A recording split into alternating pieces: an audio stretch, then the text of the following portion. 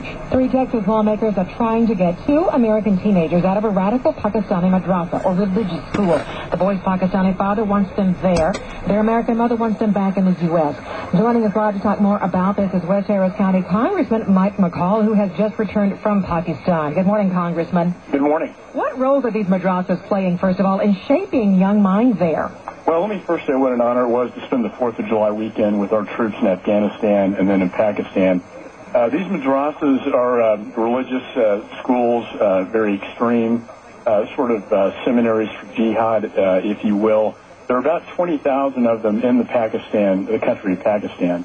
And they provide, in my view, a grave risk not only to our troops in Afghanistan, but also for the safety of the United States.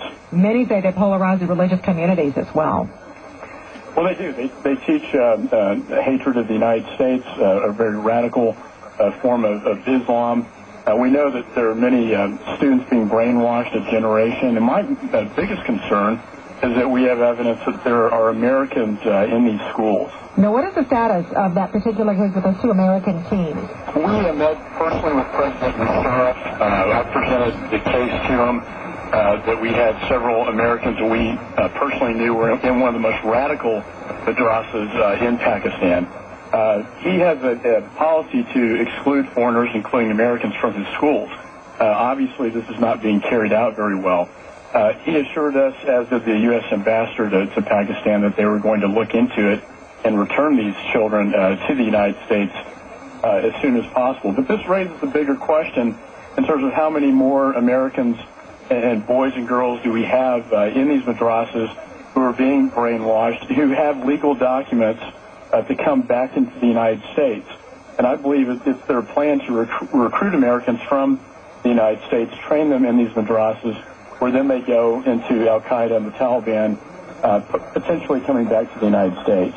Well, on a broader note as well, the co-chair of Pakistan People's Party says that country is what he calls a petri dish of international terrorism, and that it really is a product of failed international politics, not its own doing. How do you respond to that?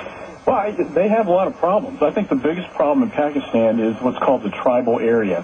This is an ungoverned area that, if bin Laden is still alive, is likely where he is. Mm-hmm. It is an area that is ungoverned. Musharraf has not put troops in there. He has not allowed our troops to go in there. Since September of the 11th, it's become a safe haven for the terrorists. And if we don't act on this, we're going to have another terrorist attack. I believe it's imperative that we act upon this area, not only to save lives in Afghanistan. We talked to a lot of the troops in Afghanistan, by the way. They are very concerned about the terrorists being trained in the tribal area, coming into Afghanistan and killing them. The violence has grown by about 40% in Afghanistan. When we were over there, the Red Mosque in Islamabad was bombed. And then the day we left Afghanistan in Kabul, the Indian embassy was blown up. This violence is escalating, and it's coming out of Pakistan and now that tribal area where the terrorists can roam free. Well, we thank you so much for sharing the information with us, West Harris County Congressman Mike McCaul there, and welcome home. Glad to have you back safely.